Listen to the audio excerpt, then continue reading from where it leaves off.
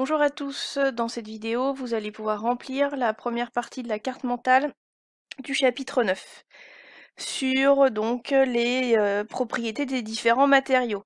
Il va forcément y avoir pas mal de choses à noter, donc vous allez devoir faire des pauses, pouvoir tout noter. Vous pouvez utiliser la prise de notes pour remplir la carte mentale. Je vous rappelle que si vous ne pouvez pas l'imprimer, vous reproduisez les cases sur une copie double, mais je vérifierai à la rentrée que tout le monde a ses cartes mentales remplies.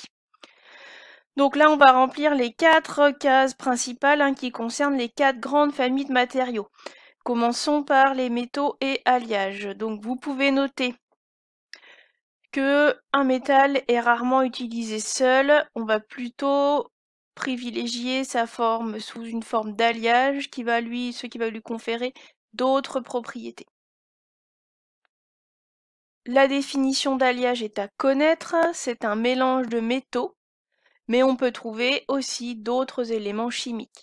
Par exemple, l'acier, que vous rencontrez dans de nombreux objets de la vie de tous les jours, c'est du fer plus du carbone. Voilà. Donc le carbone n'est pas considéré comme un métal, même s'il est conducteur. Donc c'est un alliage qui n'est pas fait que de métaux, mais il faut qu'il y ait au moins un métal. Ensuite, quelques exemples donc de métaux. Je cite fer, aluminium, cuivre, il en existe plein d'autres. Alliage, acier, bronze, laiton. Vous en avez peut-être trouvé d'autres lors de la recherche pour l'activité 1, n'hésitez pas à les mettre. Mais je veux des exemples pour les métaux, pour les alliages. Et on va rappeler quelques propriétés. Donc les métaux, ça conduit l'électricité et la chaleur, ça résiste au choc et c'est malléable. On peut les souder. Par contre, le revers de la médaille, c'est qu'ils sont souvent sensibles à la corrosion.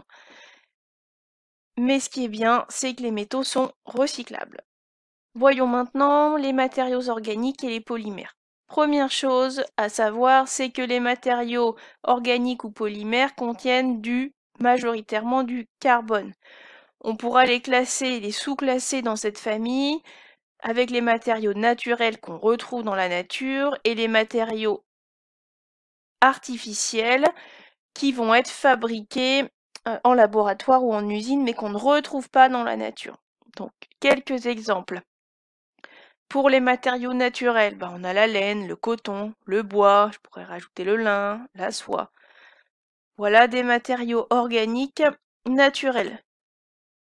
Pour les matériaux artificiels, c'est tout ce qui est plastique, PVC, plexiglas. Donc, tous les plastiques vont être des matériaux artificiels. Le polyester qui compose vos vêtements, le nylon, le polyamide, tout ça, c'est des matériaux artificiels à base de plastique qui sont faits à base de pétrole qui composent notamment, par exemple, vos vêtements. Mais on retrouve des matières plastiques partout dans la vie de tous les jours. Les propriétés des plastiques. Ça conduit pas l'électricité et très peu la chaleur. Ça résiste au choc, c'est déformable. C'est sensible à la chaleur, ça veut dire qu'ils peuvent brûler. Ça ne rouille pas, donc c'est non sensible à la corrosion. Et certains sont recyclables, encore pas tous malheureusement. Pour ce qui est donc des matériaux minéraux, les verres et les céramiques. Alors, le verre, vous savez tous ce que c'est, vous avez l'image, c'est formé à partir du sable. Les minéraux, donc ça provient par exemple des roches. Par contre, les céramiques, donc c'est ce qu'on appellera des matériaux non métalliques et non organiques, qu'on obtient généralement en faisant chauffer donc les minéraux à très forte température. On va distinguer les verres et les céramiques, puisque les céramiques, elles peuvent être naturelles ou artificielles. Comme tout à l'heure, naturelles, on va retrouver l'argile par exemple dans la nature, ou artificielle si on va les former à partir de matières qui n'existent pas dans la nature. Quelques exemples, forcément les verres, l'argile qui est un minéral comme le granit, les porcelaines, la faïence, voilà des grands matériaux, des grands exemples de la famille des matériaux minéraux, verres et céramiques. Quelles sont leurs propriétés? Ça conduit peu l'électricité et la chaleur. C'est cassant et dur. Par contre, c'est facile à mouler, mais ce n'est pas soudable. C'est pas sensible à la corrosion et certains matériaux sont recyclables. L'exemple, c'est le verre. Mais les assiettes que vous utilisez à la maison pour manger ou celles de la cantine, par exemple, elles ne sont pas recyclables. Bien sûr, le verre, lui, est recyclable. Voyons maintenant les matériaux composites qui sont en quelque sorte un mélange entre guillemets d'au moins deux grandes familles qu'on vient de voir précédemment. Alors, c'est quoi des composites? Ce sont des assemblages d'au moins deux matériaux non miscibles mais ayant une forte capacité d'adhésion. Donc je vous rappelle, un non miscible, ça veut dire qu'il ne se mélange pas.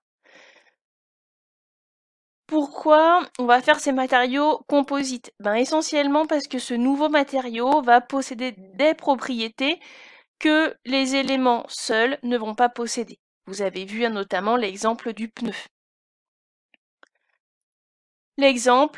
Donc quelques exemples, le béton armé, je vous l'ai dit dans la correction de l'activité 1, c'est du béton dans lequel on met des barres de fer pour lui assurer encore plus de rigidité.